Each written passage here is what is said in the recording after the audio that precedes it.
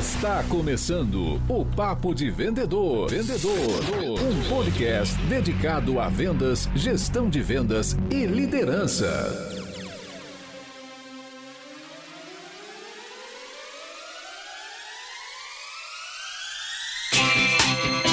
Olá, supervendedores, tudo bem? Estamos começando o nosso 22º episódio. Eu sou o Leandro Munhoz e aqui comigo está Daniel Mestre. E aí, pessoal, como é que tá essa força? Dani, último episódio, Mulheres em Vendas, como se transformar em uma supervendedora. Gravamos com a Bia Assunção. O que você achou desse episódio? Super legal, cara. É importante a gente falar sobre esses assuntos aí que muitas vezes passam desapercebidos no nosso dia a dia aí, cara. Pequenos machismos, muitos machismos e tudo mais. Temos que valorizar aí as nossas amigas mulheres vendedoras. Eu acho que a gente acaba não reparando no nosso comportamento, né? E o intuito do programa, né, do nosso episódio anterior foi justamente falar que às vezes nós homens, né, enquanto vendedores, enquanto membros de uma equipe, desenvolvendo um trabalho, fazendo a nossa atividade, às vezes a gente não olha pros colegas ao nosso redor e principalmente para as colegas. A gente acaba tendo certas atitudes machistas, que nem você falou,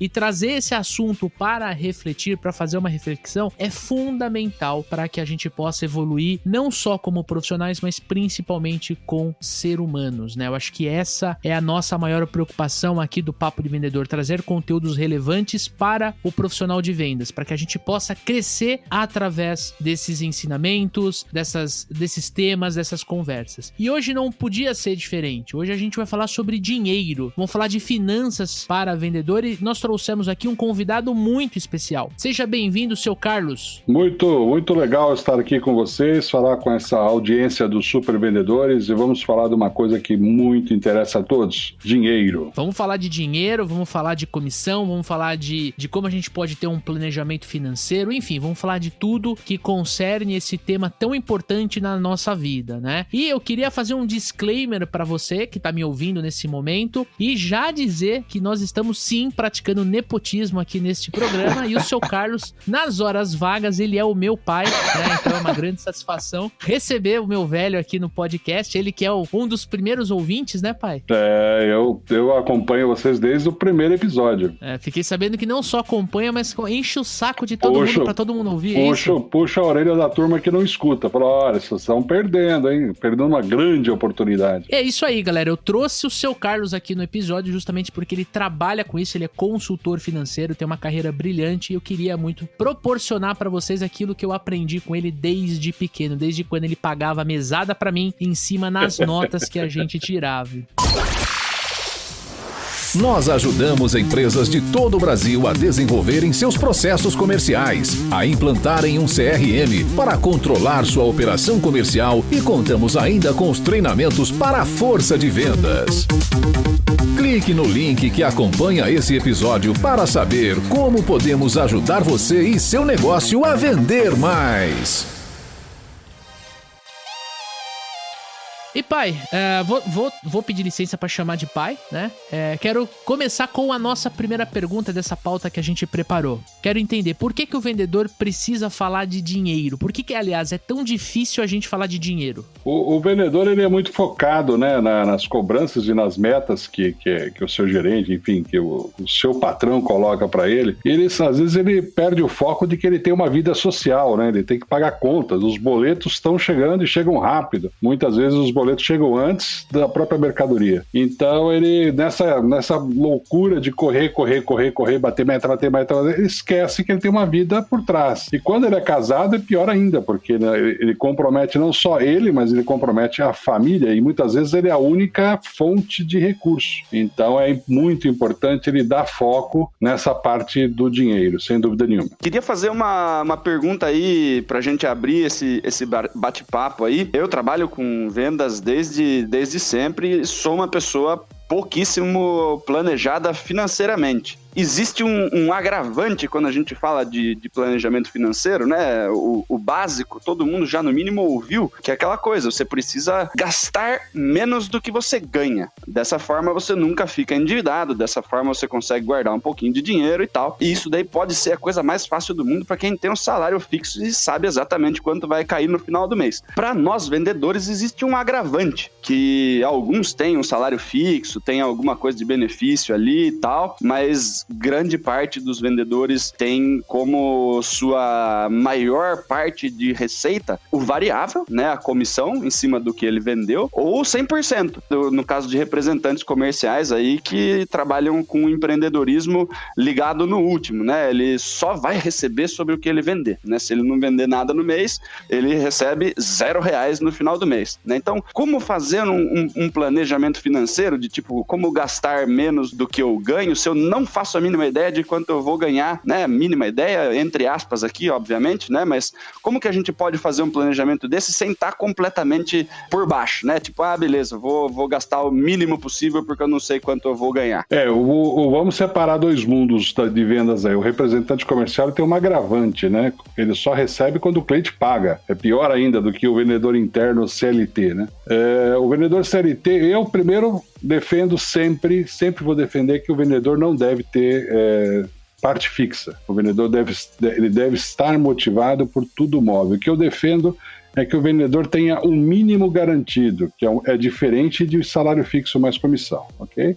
Uhum. O vendedor ele tem que olhar, tanto o representante comercial como o vendedor seletista da CLT, ou empregado do quadro de funcionários de uma empresa, ele tem que olhar primeiro para as despesas dele. Cara, quais são as minhas despesas obrigatórias? Tenho água, luz, telefone, internet, telefone celular... Enfim. Aluguel e parcela do carro. Aluguel, parcela do carro, enfim. Aí olha aquele conjunto, tem lá R$3.000 de despesa fixa. Eu defendo uma teoria, Daniel e Leandro, que é assim, a teoria do número 6. E ela se fez muito forte nessa pandemia agora. O que é a teoria do número 6? Isso eu defendo como consultor nas empresas e vou defender aqui no podcast para vendedor. A teoria do número 6 é a seguinte, você tem que ter guardado 6 vezes a sua despesa fixa. Então, se ele tem uma despesa fixa de R$2.000, ele teria que ter no banco R$6.000. R$6.000 seria o quê, Daniel e Leandro? R$6.000 seria o zero da conta dele. Se ele gastasse, se ele tivesse R$5.000, seria como ele tivesse R$1.000 negativo no cheque especial. E esse número 6, ele varia todo mês, porque tem despesas que são variáveis, né? Então ele tem que fazer essa conta todo mês. A partir do momento em que ele tiver 6 vezes a despesa fixa dele, aí ele pode pensar em viajar, pensar em fazer uma extravagância um pouco melhor, só que essa extravagância, essa viagem é a partir do saldo do número 6. O vendedor que está me escutando agora, se você seguir essa regra, você não vai esquecer desse podcast e muito menos dessa dica que nós estamos dando para você. Porque uma certeza você vai ter conta para pagar. E a dúvida qual que é? Você não sabe quanto vai ganhar. Então, na dúvida, você tem que ter uma reserva para balancear esse problema. Em cima desse ponto específico, é o que muitos especialistas e até youtubers falam da reserva de emergência. Isso, né, pai? Reserva de contingência, né? Reserva de emergência, contingência, enfim, eu gostei dessa regra do número 6, né? Eu já vi pessoas falando de 12 meses, de até 24 meses. Eu confesso que é muito difícil você conseguir ter o valor até disponível na sua conta, porque aí tem um efeito psicológico, você vê lá uma, entre aspas, né, uma bolada ali na conta parada, de repente, sem uma aplicação e tudo mais, aquilo pode até, eu vou trocar de carro, eu vou, né, aquilo pode até jogar contra. Eu gostei dessa regra do 6 porque ela simplifica muito o contexto. Então, sou um vendedor que eu tenho R$2.000 de despesa fixa por mês, eu tenho que ter ali R$12.000 guardado. Aí a minha dúvida é a seguinte, posso colocar ele num fundo de aplicação ali com resgate imediato, uma coisa só para fazer uma correção básica, ou você, na sua visão, tem que estar na conta corrente? Não, pode colocar numa aplicação de liquidez diária, né, ou até liquidez mensal, que você não deveria precisar disso muito rapidamente, deveria eventualmente precisar disso uma vez por mês, mas não deixar parado na conta, mesmo com a Selic a 2% ao ano, não importa, dinheiro na conta parada está perdendo valor. Então aplica numa aplicaçãozinha conservadora, não vai para risco, esse dinheiro não é para ir para risco, não vai para bolsa, não vai para nada disso, e mantém esse saldo lá. Eu tenho certeza que a nossa audiência vai lembrar desse podcast por muito e muito tempo ainda, viu? Se a gente tivesse feito esse podcast antes da pandemia, ia ter salvo bastante gente, né? Com certeza. A gente tá aí hoje, estamos em novembro, né? Vamos dizer, começou em março. Bem dizer, a pandemia, já estamos com 6 meses que quem parou completamente, se tivesse 6 meses de reserva aí, tava começando a ficar preocupado agora, vamos dizer, né? Financeiramente, obviamente, né?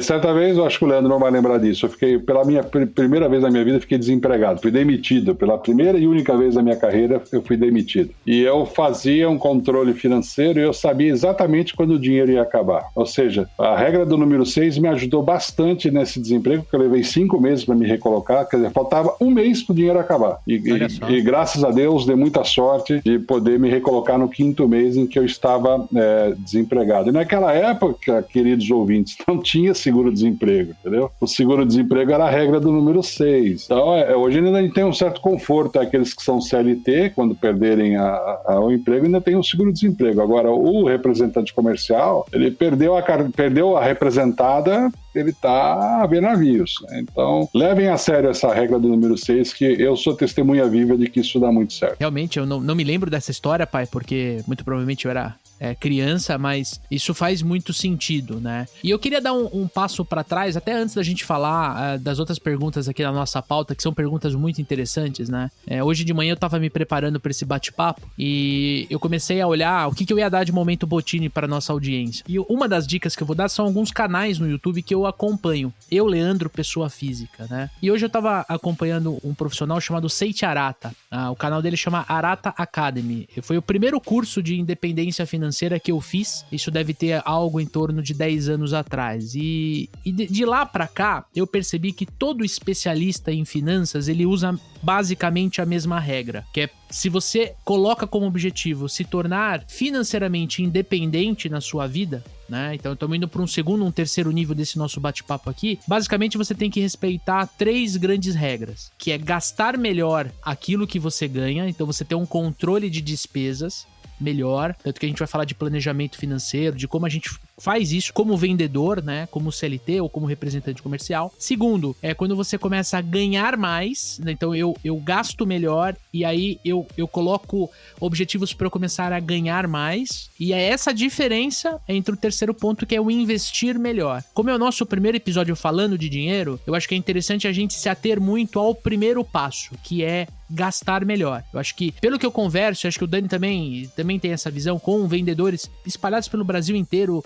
tanto pessoalmente quanto pela internet, pelas mídias sociais. A gente percebe que as pessoas, elas acabam tendo uma dificuldade financeira maior porque elas não conversam de dinheiro, então não existe uma educação financeira desde a nossa base, ou seja, quando nós éramos crianças, a gente não falava, não era um assunto normal dentro da nossa casa. Eu acho que isso não é uma regra, mas é o que acontece, pelo que eu vejo, pelo que eu interajo. Mas como a gente tá falando sobre esse assunto, eu acho que o primeiro ponto é gastar melhor. E aí eu queria fazer uma pergunta justamente sobre o gastar melhor, que é: como é que eu posso fazer aí de fato, pai? Eu quero dicas, né, dia a dia ali, dicas práticas sobre um planejamento financeiro. Eu sou vendedor, eu vou dar alguns contextos aqui. Eu ganho em torno de 4 a 5 mil reais, tenho ali o piso da categoria, né, do meu estado, do meu município. Sei lá, aqui em São Paulo, se não me engano, é R$ 1.500 de piso e o resto vem de comissão. Então tem meses que eu tiro 4.200, tem meses que é 3.800, 3.600. Vem uma venda boa, eu chego a 5. Mas como é que eu posso fazer o meu planejamento financeiro de uma forma que eu possa estar preparado para as adversidades? Eu tenho ali a minha reservinha de emergência, ali a regra dos 6, mas eu também quero poder, de repente,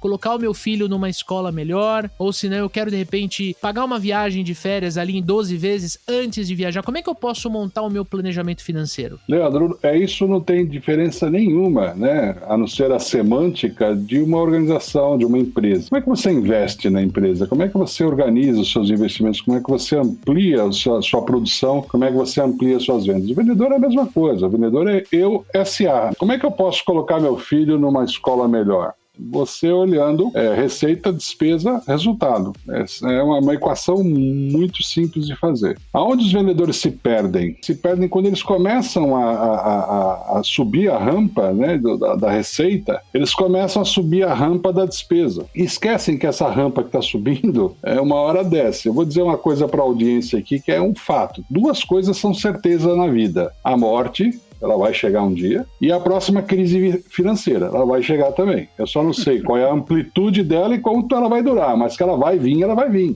Então ele não pode esquecer que essa rampa de subida, ela vai descer também. Se ele tiver com uma despesa muito, muito alta, quando descer e ele tiver a reserva de contingência, ele vai ter que lançar a mão dessa reserva e depois ele vai ter que repor essa reserva. Então, o plano dele tem que ser o seguinte, olhar sempre para a despesa. Lembra daquela crise de 2008, quando a Bolsa afundou, todo mundo que estava posicionado perdeu.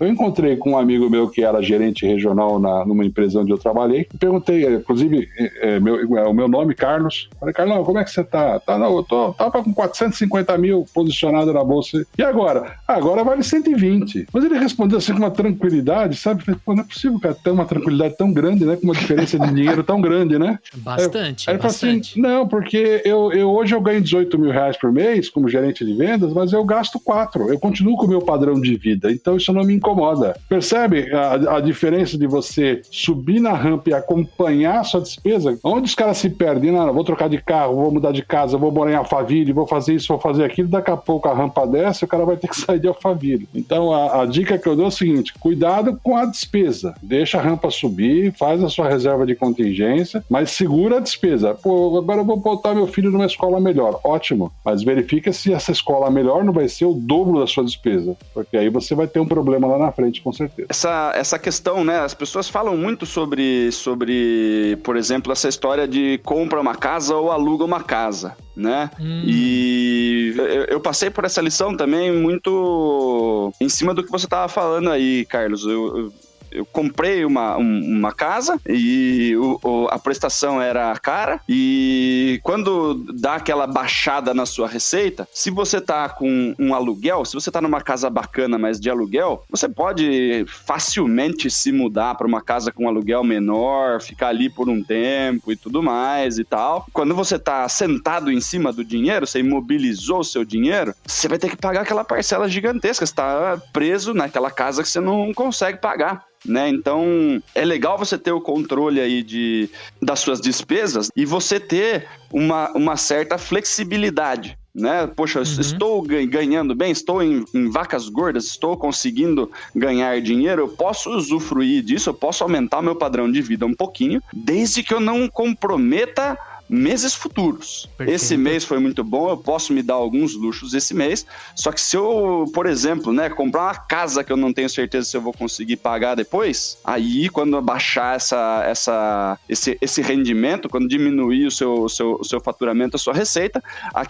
essa coisa que você tomou uma decisão de vários meses, ela vai pesar e você não tem muito como sair dessa sua decisão, você fica em apuros ali. Eu complemento o que você falou, Daniel, com o seguinte, eu sou sócio de uma empresa onde, certa vez, para um vendedor que ganhava em média R$ 1.900, eu tive que fazer um cheque de R$ 25 mil para ele. O meu sócio ficou bravo, tal, não sei o quê. É a regra do jogo. Ele deu uma acertada, ele deu um tiro que acertou o canhão no lugar certo, nós vamos ter que pagar, não vai mudar a regra agora. Pagamos, né? O cara ganhava 1.900, 2.000, 2.100, foi um cheque de R$ 25 mil. O que ele fez? Uma festa de debutante para a filha dele. Torrou todo o dinheiro. Ouvintes, audiência dos supervendedores, por favor, não façam isso. Eu sei que, todo pai quer fazer uma festa de debutante para sua filha. Mas, ele perdeu a chance de guardar uma boa parte desse dinheiro para uma necessidade futura, foi lá, gastou quase todo o dinheiro na festa debutante para a filha. Eu respeito a decisão, eu não critico a decisão, mas eu não faria isso. Eu poderia fazer uma festinha mais modesta e a outra parte guardar, porque é o que o Daniel falou. Você vai, se empolga, compra uma casa com uma prestação alta, senta em cima dessa prestação, vê aquele carnezão gigante para você pagar. Cara, na primeira vacilada do mercado, você começa a ter dor de barriga, começa a passar mal, ter taquicardia, porque você não vai esquecer do tamanho do boleto. Essa é a verdade. Então não faça isso, não corra esses riscos, né? Essa é a recomendação. Eu acho que tudo que a gente está conversando até aqui, ele permeia muito o campo psicológico. O lance de você querer dar uma festa de debutante para sua filha, eu acho que permeia também a forma como o teu círculo de amigos, né, teus familiares, eles vão enxergar você dando essa festa, né? Às vezes quando a gente vai comprar um carro, a gente quer comprar junto com o carro, né, junto com o volante, com o pneu, com o banco, a gente quer comprar muito a imagem associada. Então eu tô sentado num carro e aí eu paro na frente de uma padaria ali próximo à minha empresa, onde tem clientes potenciais. Eu quero que as pessoas olhem pra mim, né, dentro daquele carro e falem, pô, o Leandro tá bem pra caramba, o Leandro deu certo na vida, nossa, o Leandro é um baita vendedor. E essa compra associada, e se a gente parar pra pensar, esse efeito psicológico de eu comprar algo esperando que alguém reforce um pensamento ou uma ideia sobre mim, é o que faz a gente consumir. Tudo bem, tem gente que quer mudar de casa, quer trazer um conforto maior.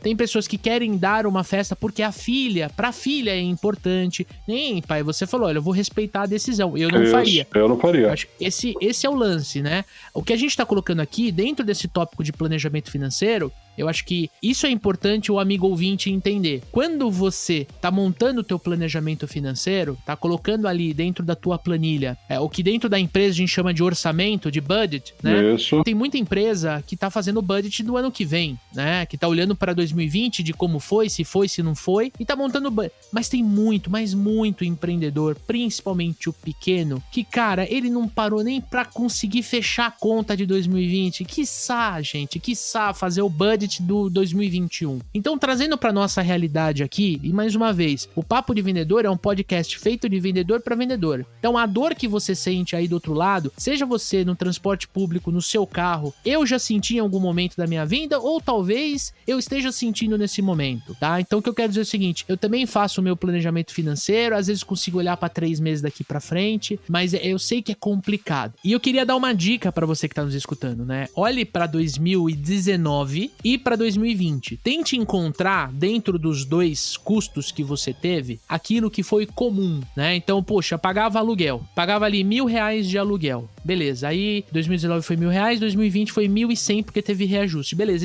isso é um custo que ele vai te acompanhar pelos próximos anos se você não tomar a decisão de comprar o seu apartamento, sua casa, enfim.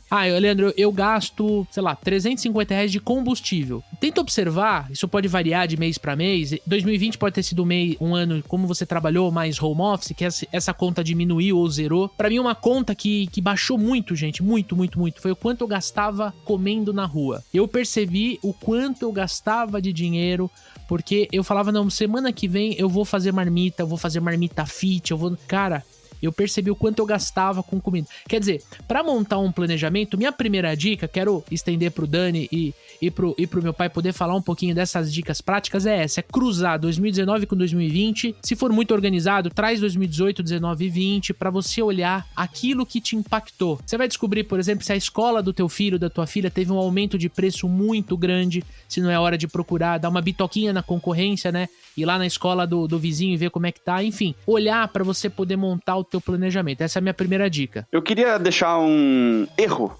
cometido, né? Não sou o especialista do assunto, mas as pessoas falam que a gente tem que aprender com os erros dos outros. Vou contar um erro comum meu de início de vendedor. Eu trabalhava na rua, trabalhava vendendo pneu e tal, e o que eu fazia, seu Carlos? Eu saía de um cliente que me falava assim, pode deixar, Daniel, volta aqui semana que vem que eu vou comprar não sei quantos pneus de você. Eu saía feliz da vida. De novo, reação emocional, certo?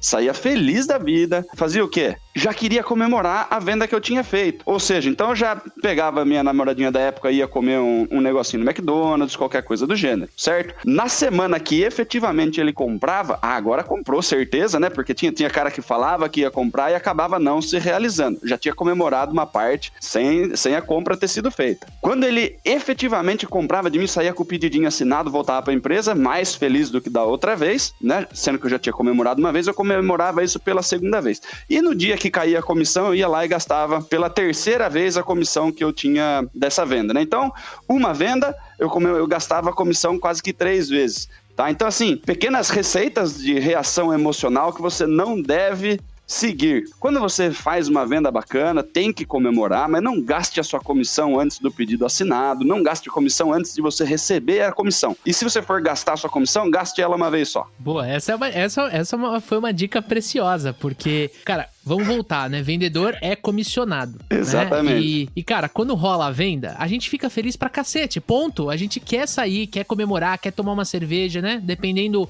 o tamanho, quer jantar fora. Às vezes você quer eu já quis comemorar com o cliente. Não, deixa que eu pago a conta, quer dizer, é normal, né? É uma dificuldade normal. É importante a gente perceber que essa felicidade ela tem que ter uma dose de controle. E quanto mais velho a gente fica, mais controlado a gente acaba se tornando, né? A idade nos traz esse aprendizado, que é... Uma vez me perguntaram, Sr. Carlos, qual é o segredo do sucesso? Uma pergunta assim, sabe aquela pergunta seca? Eu expliquei ganhar e depois gastar.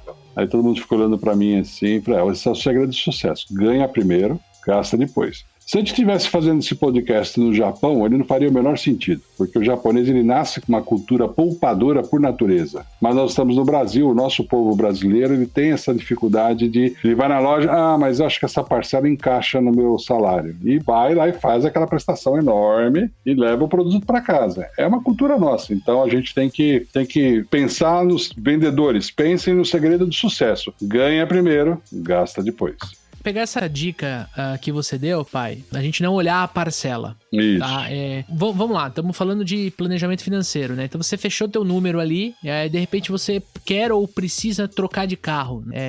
A família decidiu isso. Pô, vamos trocar de carro, estamos precisando, a gente, sei lá, viaja muito, ou enfim, cada um tem a sua necessidade, né?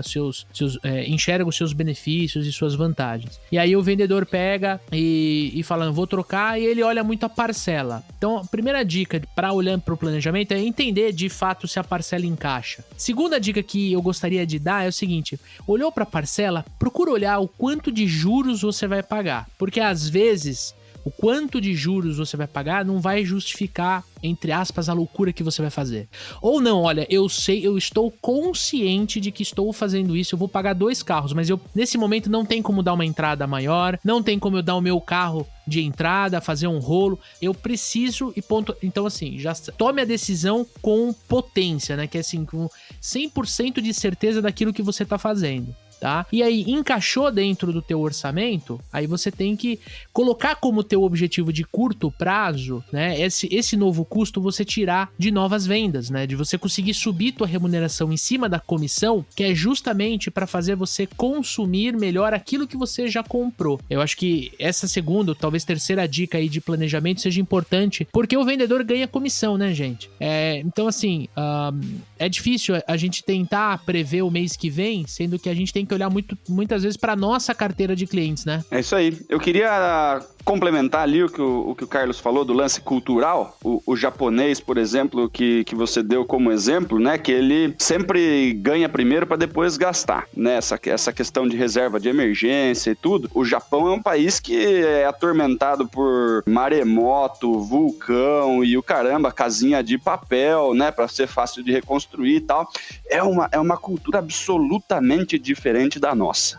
Pelo simples fato de você... Quem já teve que reconstruir um país do zero, você vai pensar que você vai ter que fazer isso depois, cedo ou tarde, né? Você tá um pouco mais preparado para pequenas catástrofes, vamos dizer assim. Agora, a mentalidade do brasileiro sobre dinheiro é uma tragédia, né? Você pergunta para um americano quanto que ele ganha, ele responde o número mais alto que ele pode. Ele fala, eu ganho $300 mil por ano, né? Você pergunta para um brasileiro quanto que ele ganha, primeiro que a pergunta já vem seguida de uma cara feia, porque isso não é coisa que se pergunta para um brasileiro, porque é feio ganhar dinheiro no Brasil. E o cara vai responder assim, depois de todos os descontos, depois de eu pagar o aluguel, depois de eu pagar tudo, vai me sobrar uns R$250 por mês. Então assim, ele vai dar um jeito de diminuir isso ao máximo possível, porque ter dinheiro guardado, ganhar muito dinheiro, ter sucesso financeiro no Brasil é quase que mal visto, né? Então o brasileiro, ele tem esse negócio de afastar o dinheiro, né? Afastar o dinheiro como? Gastando no cartão de crédito o dinheiro que você nem ganhou ainda, por exemplo. É cultural. Mas esse é o ponto, Dani. Dani, isso, se a gente for olhar com mais profundidade, isso acontece porque quando nós éramos crianças, nós não falávamos de dinheiro, entendeu? Não, na verdade fala sobre dinheiro, né? Lava a mão depois de pegar em dinheiro, fulano tá cheio de dinheiro porque passou por cima ladrão, de todo mundo, deve exatamente. Tá roubando, exatamente. Né? Não, eu entendo, eu acho que isso é cultural, mas a gente consegue, eu tô falando pra você, principalmente porque eu sei que você é pai, assim como eu, né? A gente consegue quebrar esse ciclo olhando muito pra como a gente educa a nossa filha, né, cara? Então eu acho que a gente consegue mudar. O americano, eu digo até mais, ele não fala eu ganho, ele fala eu faço. Eu faço, e ele responde no ano, né? Ele fala eu faço $150 mil ano, né? Eu faço 180, 250, quer dizer, eu acho que... E aí, esse é o ponto, eu acho, porque eu não tenho certeza, que para nós nos educarmos melhor financeiramente, a gente precisa estar a todo momento com o radar ligado. Quando você for comprar um café, vamos supor, tava com meu pai esse final de semana, a gente foi tomar um café. E aí eu fiz questão de tomar um café na prensa francesa. Né? Eu tava conversando com você, né, Dani, que eu tô começando a degustar café, e a prensa francesa é um tipo de método pra se fazer um café. Cara, eu tomei o café muito consciente, eu sabia que eu estava pagando a mais, mas é porque eu queria aquele momento, aquele café com o meu pai, conversando numa boa. Agora, quantos cafés de 8, 9, 12 reais a gente não compra só por causa da marca que tá no copo, entendeu? Quando eu falo que o dinheiro escorre pelos dedos, né? Eu não lembro quem fala essa expressão, mas o dinheiro não leva desaforo pra casa, todo mundo ouviu, tenho certeza. Todo bom marqueteiro já ouviu o termo ou a expressão, tá deixando dinheiro na mesa. E eu escutei e sinto muito, tá escorrendo pelos dedos, porque é que nem água, né? Você não consegue segurar. Ele vai embora. Vai embora. Então, quer dizer, você não percebe, eu não vou tomar café em casa, eu vou chegar aí ele gasta 12 reais por um pão de queijo e um expresso. Não, é 12 reais, tranquilo. E isso acaba impactando o orçamento dele lá no final do mês e ele não percebe.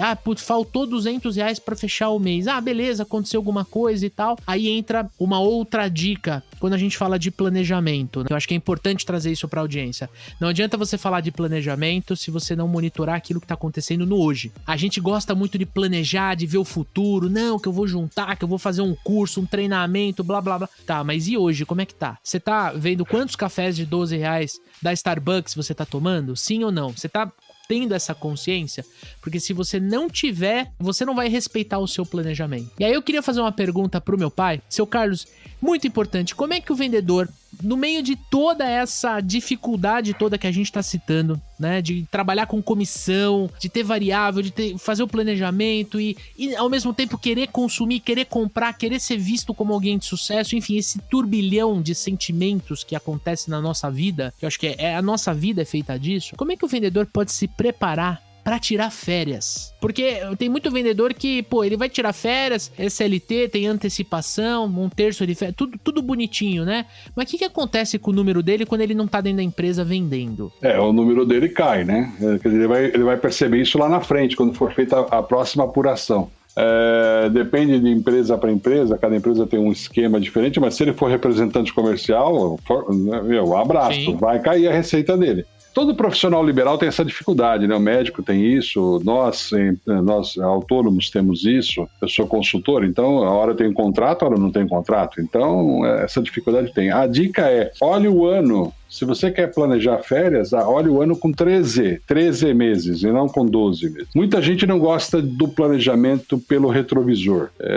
Não, tem que olhar para o para-brisa, não posso olhar para o retrovisor. Não, você deve olhar para o retrovisor e olhar para o para-brisa, senão você bate o carro, vai ter um acidente. Então, se você quer tirar férias, olhe para o retrovisor, veja o que aconteceu, que é aquela dica que o Lê falou, olhe para 2020, olhe 2019, desconte as adversidades de pandemia, etc., ou seja, a sazonalidade que aconteceram, e olhe para frente pelo para-brisa. Fala, cara, eu quero chegar em julho, quero ir para Las Vegas. Ok, então planeje quanto custa uma viagem para Las Vegas, como é que eu posso pagar isso? Quanto eu estou planejando perder em Las Vegas? Quantos dólares eu quero levar no bolso, né, Daniel, em Las Vegas? Porque você vai ter que levar dinheiro no bolso, não tem jeito. Então planeje, olhe pelo para-brisa, planeje tudo isso aí. Agora, a dica principal para qualquer vendedor, mantenha-se automotivado. Porque se você não se mantiver automotivado, você não vai buscar meta nunca, não vai ganhar bem nunca, não vai decolar na sua carreira nunca. Não tenha inveja do seu colega, não tenha inveja do seu gerente, não tenha inveja do seu diretor. Porque se você trabalhar forte, automotivado, um dia você vai ser gerente, um dia você vai ser diretor. Simples assim. Eu vou contar uma história para ilustrar para o nosso amigo ouvinte. Quem já segue o programa, já conhece um pouquinho do Leandro,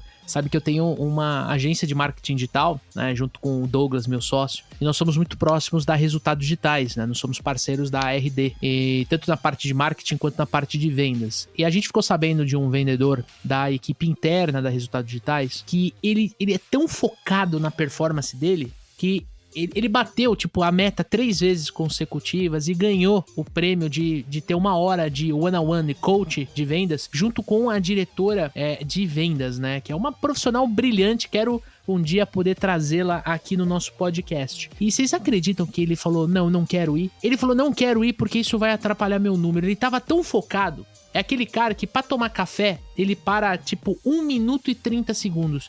Cai uma ligação, ele entra em outra, mas sozinho, não é o gestor dele que pressiona. Ele não queria perder 1 hora de tempo produtivo conversando com a diretora. Exatamente, cara. Eu tô falando de um profissional que deve ter uma remuneração entre 15 a 20 mil reais por mês. Eu tô falando de um profissional de vendas, um vendedor. Então, você percebe isso que meu pai falou, que de você ter foco, né, de você buscar crescer na tua carreira, você pode fazer um crescimento vertical. Então, eu sou vendedor, quero virar coordenador, supervisor, gerente, diretor, enfim, você pode fazer esse crescimento vertical na sua carreira. Como você pode olhar e falar assim, cara, eu não quero assumir a bucha que é ser gerente. Eu não gosto de pessoas, eu gosto dos meus clientes, eu quero ser um super vendedor e quero ganhar dinheiro com isso. Então, assim, você faz um crescimento da carreira, mas horizontal, não vertical. Então, você performa mais, você sobe de carteira de clientes, você acaba entrando numa empresa, montando a sua carteira e escalando essa carteira. Enfim, regiões de atuação, tem várias possibilidades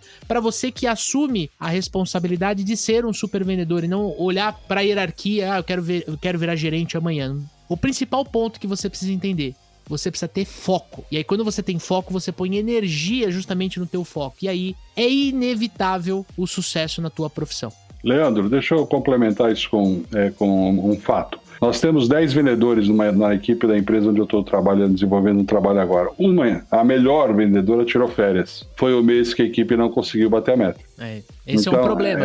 O champion sai de férias, compromete o número da equipe. Aí eu chamei o gerente e falei, você tá vendo? Eu acho que isso não pode se repetir. Mais uma vez, falar o que o Daniel falou há pouco, aprender com os erros. Isso não pode acontecer. Você tem que ter champions e não 1 ou 2 champions. Exato, né? exato. Você não pode depender de uma pessoa. Exatamente. Porque se ela resolve mudar de empresa ao invés de sair de férias, quebra a empresa. E ela é uma moça que tem absoluto foco. Ela fica na baia dela, focada no trabalho dela o dia inteiro. E você percebe que é esse vendedor que você citou agora da RD. O cara vai buscar o resultado, queira, não queira, ele vai buscar o resultado. Nem todos são assim. Carlos, gostaria de fazer uma pergunta aí, na verdade, entender o seu ponto de vista a respeito disso. Tem vendedores que são muito motivados por esse negócio de ambição, de quanto dinheiro eu vou gastar, de quanto dinheiro eu vou ganhar, quanto eu vou poder gastar e tal. Vamos chamar isso de cenoura da frente, né? Sabe aquela boa história do burrinho, né? O cara tá com a varinha de pescar ali, cenourinha na frente, o burrinho anda porque tem aquela cenoura na frente e ele tá motivado ali, ele tá andando pra frente, querendo chegar lá, vamos dizer assim. E tem aqueles vendedores que não conseguem performar, não têm um perfil ambicioso, vamos dizer assim, e acabam sendo mais motivados pela cenoura de trás, que seria o quê? Quantidade de boleto, por exemplo. Então tem aqueles, eu já conversei com gestores comerciais, né, que falaram assim, não, fulano não tá vendendo nada, preciso fazer esse cara comprar um carro aí em 48 vezes, senão ele nunca vai vender mais. O que ele tá falando? Né? Se eu não consigo mover esse cara pela ambição, eu vou precisar botar boleto atrás desse cara, senão ele vai continuar onde ele tá, né? Ele tá na zona de conforto, ele não quer uma vida maior do que a que ele tem, ele tá ali, né, tá com uma vidinha confortável, não quero criticar a pessoa por não querer mais, né? A empresa precisa que esse cara venda mais, a empresa precisa que esse cara consiga performar melhor, simplesmente falar pra pessoa, não, você vai ganhar mais, a pessoa tá satisfeita onde ela está. Essa questão da cenoura de trás, quando a gente tá falando quando a gente conversa sobre planejamento financeiro, a gente está falando justamente disso, né? Mantenha-se 6 meses longe da cenoura de trás. Se você começar, não conseguiu vender, você olha para trás, ela ainda está longe, não vai te cutucar. E tem gente que trabalha com uma estratégia diferente, né? Que é uma cenoura gigantesca, né? A poucos centímetros, vamos dizer assim, né? Para fazer com que você corra mais rápido e que você não tire o olho da onde você precisa chegar. Tem gente que é muito ambicioso, muito motivado no pra frente, e tem gente que só se mexe na base né? Aprende a nadar quando a água já está chegando no pescoço. Como que a gente faz aí a gestão de diferentes tipos de vendedores aí, na sua visão, Carlos? Essa é uma das grandes técnicas, né, que a gente desenvolve com relação à equipe de vendas. Você vai ter esquilos que sobem árvore e cachorros que latem. Então eu vou treinar. Bom, primeiro que você não vai conseguir fazer um cachorro subir na árvore e fazer um esquilo latir. Então esquece. O que eu quero dizer com isso? Mapeie o perfil da sua equipe e direcione ações específicas para cada tipo de perfil que você mapeou. Não vai ter todos iguais nunca. Esquece. Isso é um sonho de qualquer gestor de vendas, mas isso não acontece. E nem você precisa chamar aquele que está com a cenourinha encostada atrás de acomodado, de vagabundo ou qualquer coisa desse tipo. Pelo contrário, de repente está faltando algum tipo de motivação para ele se distanciar dessa cenoura. Então, o gestor tem um papel fundamental. Porque, infelizmente, o que a gente vê por aí, eu como consultor já encontrei isso várias vezes, é aquele gestor chicoteiro, né? Indiana Jones, né? Ele põe o chapéu e desce o chicote na turma. Não funciona, gente. Funciona no primeiro momento, mas não pereniza, não fica perene isso aí. O bom gestor é aquele que conhece cada elemento da sua equipe e sabe como motivar cada elemento da sua equipe. A psicologia está aí para nos ajudar. A psicologia mapeia isso com muita facilidade. Então, a dica que eu dou é para o gestor nesse momento. Olhe a sua equipe e desenvolva competências em cada um naquilo que ele é forte. De repente ele não é forte em fechamento, mas ele é forte em prospecção. Então você direciona esse vendedor para prospecção. Ele é um cara que não sabe vencer objeção, mas ele sabe abrir a porta. Então vamos fazer o cara abrir a porta. Agora, achar que você vai ficar fazendo turnover na sua equipe de vendas, mandando embora, contratando, mandando embora, contratando, mandando embora, contratando, isso vai resolver? Desculpa, se isso está acontecendo na sua empresa, empresário, vendedor que está nos escutando agora, pense seriamente se você está com o gestor certo, porque muita rotatividade na equipe de vendas não é vendedor que é o problema. Normalmente é o gestor que é o problema. Então eu procuraria mapear a competência de cada um e absorver aquilo que é mais forte para ele. Eu não concordo com a história de enfiar um boleto atrás do cara, que isso é motivação. Isso é uma forma bastante temerária de você tirar uma pessoa da zona do conforto. Existem outras formas muito elegantes de você tirar a pessoa da zona do conforto sem você fazer esse tipo de coisa. Cada gestor faz isso de uma forma diferente, né?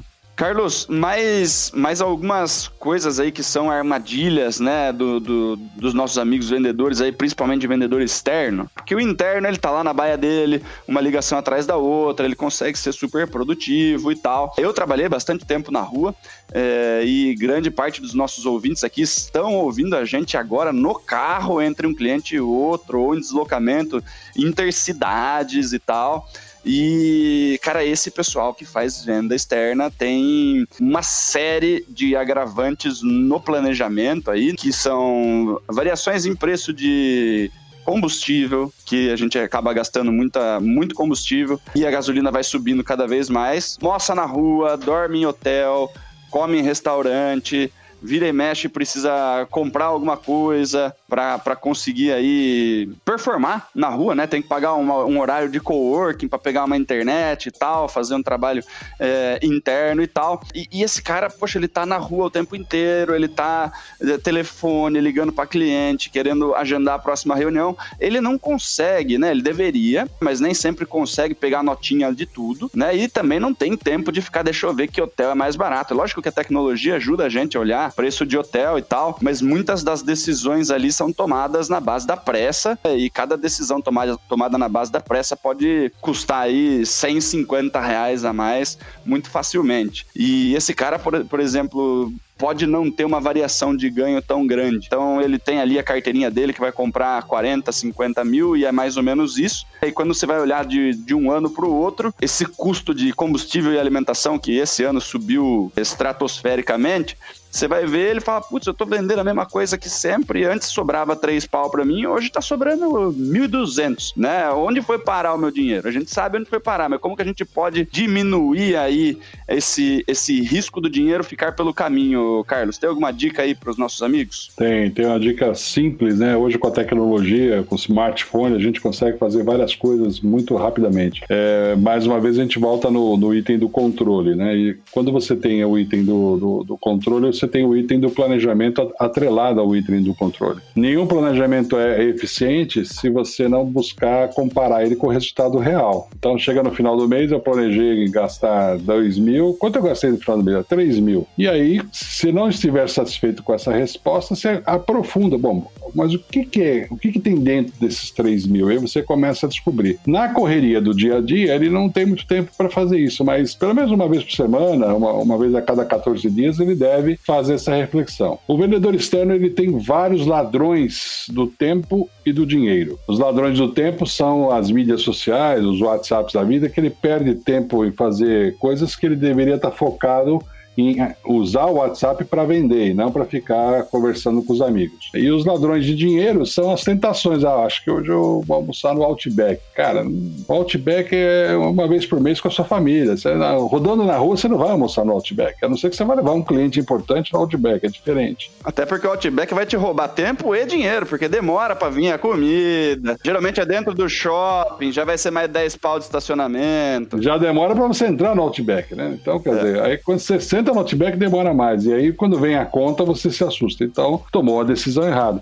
Então às vezes vale mais a pena você comer na padoca que você conhece ali naquele setor, do que você tentar fazer uma extravagância. Outra coisa, eu fiz isso muito na década de 90 para a década de 2000, quando eu ia visitar um cliente na Moca, eu já olhava a minha carteira e quem são os outros clientes que estão na Moca, então já marcava com os outros também, porque estando ali fica tudo sendo muito rápido. Em São Paulo o deslocamento é muito complicado em São Paulo. Por exemplo, se eu estou no interior de São Paulo hoje, se eu for visitar um cliente em Campinas, eu vou procurar ver se eu não tenho alguma oportunidade em Indaiatuba, Valinhos, aquela região em volta ali, ou em próprio dentro de Campinas, para eu dar um tiro e não fazer uma única visita, tentar buscar mais negócio. Então, acho que a autogestão é uma coisa muito presente dentro da vida do vendedor. Ele tem que desenvolver essa autogestão. Mas eu não sou um cara muito organizado. Não, ok, respeito, mas você deveria ter o mínimo de organização possível para você não ficar gastando tempo e dinheiro à toa. Eu acho que essa é a grande dica. Fazer uma autogestão, olhar sempre para o retrovisor, mas não esquecer de olhar para o para-brisa para você saber lá na frente o que você vai buscar. Maravilha. Esses aplicativos tipo Conta Azul, essas coisas que tentam fazer uma gestão melhor dos seus gastos via próprio cartão de crédito, você gasta tudo ali, ele já vai lançando, você divide por categoria, isso aqui foi alimentação, isso aqui foi hotel, isso aqui foi combustível, e depois ele separa essas contas para você, ficar fácil de visualizar. A grande dificuldade é que o vendedor, da mesma forma como o CRM, ele tem a ferramenta, mas não usa. Daí ele vai olhar lá e tem só os lançamentos que ele fez de cartão combustível, né, e o resto tá perdido por aí. Daí fica difícil de você tomar algum tipo de decisão, né, sem informação. Um jeito simples de organizar isso, você acabou de falar agora, tem tanto cartão sem tarifa, você contrata um cartãozinho sem tarifa só para as despesas com a sua profissão. Então esse cartão eu vou pagar o meu almoço, eu vou pagar o carro. No final do mês você vai ter a conta ali, ó, item a item, sem ter que anotar nada. Puta, eu gastei 5.000, gastei 3.000, gastei 2.000, pelo extrato do cartão você vai conseguir saber onde você gastou. Então, para aquele que se acha desorganizado, uma forma prática de se organizar, contrate um cartão só para a sua atividade profissional de venda. Senhoras e senhores, temos um baita programa falando sobre dinheiro, né? Principalmente para nós que trabalhamos com vendas. Vamos pro Momento Bottini? Momento Bottini. Momento Bottini. Eu queria deixar um livro do Napoleon Hill, Quem Pensa Enriquece. Tem o Quem Vende Enriquece, tem o Quem Pensa Enriquece. O Quem Pensa Enriquece é muito legal porque trata dessa mentalidade de você saber lidar melhor com dinheiro. Essa questão de você conseguir olhar para ele mais como aliado do que como inimigo. Quem tá sempre correndo atrás de dinheiro por causa de buraco e tal, não gosta de olhar na conta porque tá sempre vermelho e tal. Começar a se relacionar melhor com o dinheiro, né? E o tipo de pensamentos que você deve ter na sua cabeça para que você consiga enxergar mais oportunidade de ganhar dinheiro, para você valorizar mais o seu dinheiro, para você saber como o dinheiro pode te ajudar e como você pode fazer para ter o dinheiro como principal aliado, né? E não como um inimigo. Então, assim, é um livro bacana para a gente começar a mudar essa história do mindset aí que a gente falou um pouquinho do fator cultural do brasileiro, né? De não ser uma cultura que olha para dinheiro como amigo, né? E olha para o dinheiro como problema, vamos dizer assim, né? E dinheiro é a solução para a maioria dos problemas. Então, a gente ajustar um pouquinho aí, fica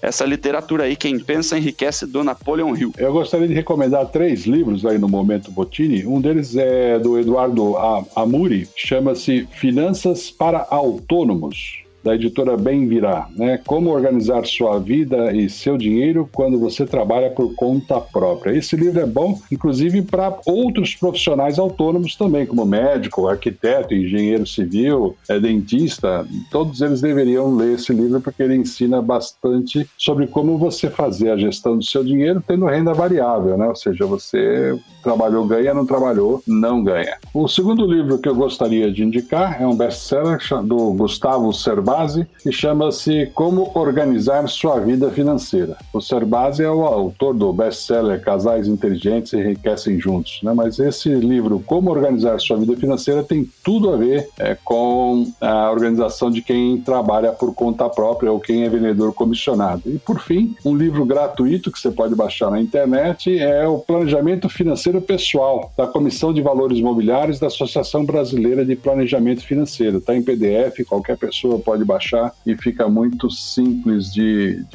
é um livro fácil de ler, curtinho e muito simples de entender. As 3 dicas que eu gostaria de dar aí no Momento Bottini.